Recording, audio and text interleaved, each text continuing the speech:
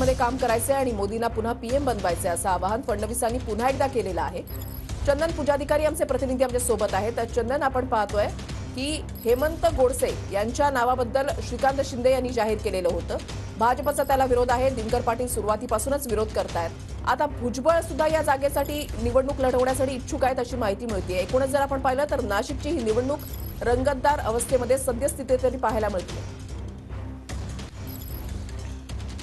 ऋषाली, फक्त रंगतदार नाही तर नाशिकच्या या जागेवरून आता एक नवीन ट्विस्ट जो आहे तो समोर आलेला आहे। कारण अचानकपणे छगन भुजबळ यांचं नाव जे आहे ते नाशिक लोकसभेसाठी पुन्हा एकदा चर्चेत आलेलं आहे।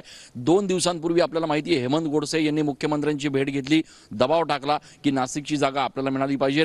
काल भाजपचे पदाधिकारी फडणवीसांना भेटले, दबाव टाकला की नाशिकची जागा आपल्यालाच मिळायला पाहिजे।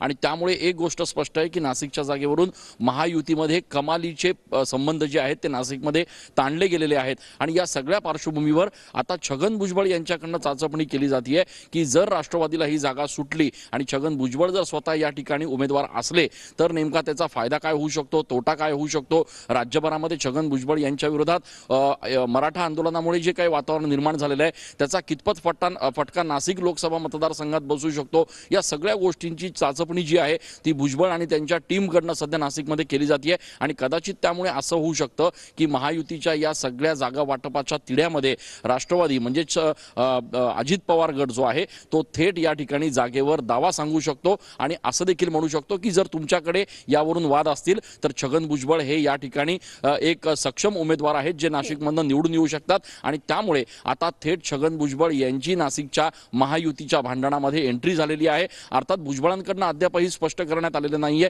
की ते उमेदवार असतील का नाही, का ते इच्छुक आहेत की नाही। मात्र जर छगन भुजबळ यांच्या संपूर्ण टीमच्या माध्यमातून सगळ्या जिल्ह्याचा सर्वे केला जातोय, एकूणच माहिती केली जाते आणि घेतली जाते।